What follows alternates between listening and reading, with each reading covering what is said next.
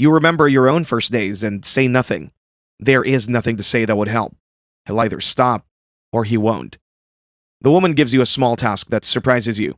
She hands you a needle and a bundle of felt and shows you a pattern she wants stitched along the edge of a saddle cover. You've sewn before, back home, and your hands remember what to do. When you finish, she holds it up and examines it. She says a short word that you know means good. She gives you extra meat that evening. You eat it slowly.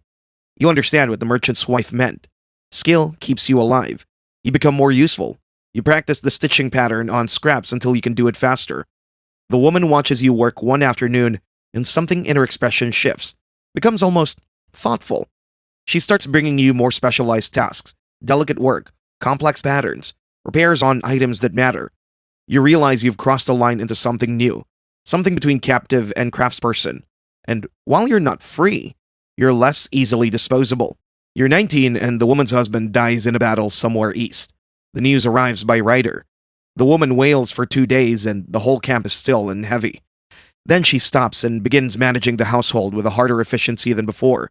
3 of the captives are sent to a different family, payment of some kind or debts being settled. You watch them go. The merchant's wife is among them. You never learn where she ends up. The boy who cried is gone too. You remain. You don't know if you're lucky or if luck has nothing to do with it. Your role shifts after that.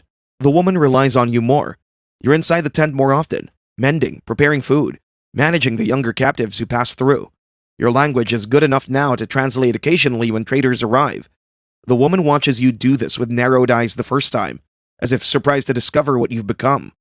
She starts including you in practical decisions, where to camp, which families to trade with. You're still property, that part hasn't changed.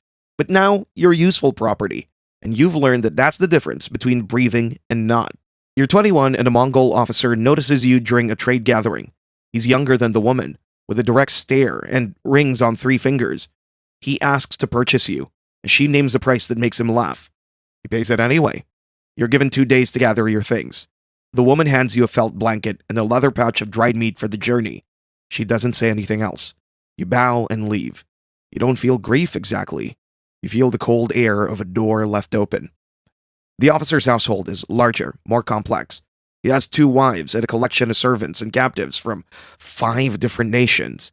You're put to work immediately, but the labor is lighter. You interpret, you organize, you manage supply counts. He speaks to you directly, which feels strange after years of being spoken about. He asks where you're from. You tell him. He nods as if filing the information away. The first wife is suspicious of you. She watches your movements with flat, careful eyes. You keep your voice low when she's nearby, and finish every task before she can find fault with it. You're 23 and the officer is gone for long stretches, riding west with the army. The household runs on its own rhythms.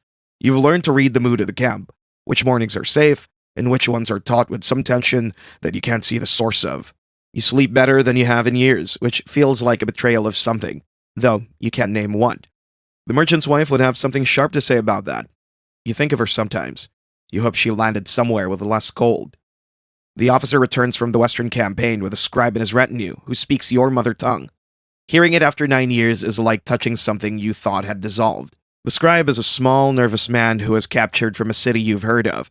He looks at you with recognition when you speak. You share a meal once, and he tells you news of the world you came from. Wars, rulers fallen, cities changed. Your village? He doesn't know. You ask about the roads west. He shakes his head slowly. You nod and stop asking. You're 26, and the officer's first wife falls ill with a fever that doesn't break for weeks. When she dies, the household shifts again. The second wife takes full control, and she's shrewder than the first, harder to read. She keeps you close. You continue your work. The officer, when he returns, holds a long ceremony for his dead wife, and then rides out again within a month. The camp folds and moves again, this time further north than you've ever been. The cold is of a different quality here. It has weight. It presses against your skin like a hand flat against a wall. You wrap yourself in the layers you've been given and keep moving. Which god would want this cold? You keep that question inside your chest and ask it to no one.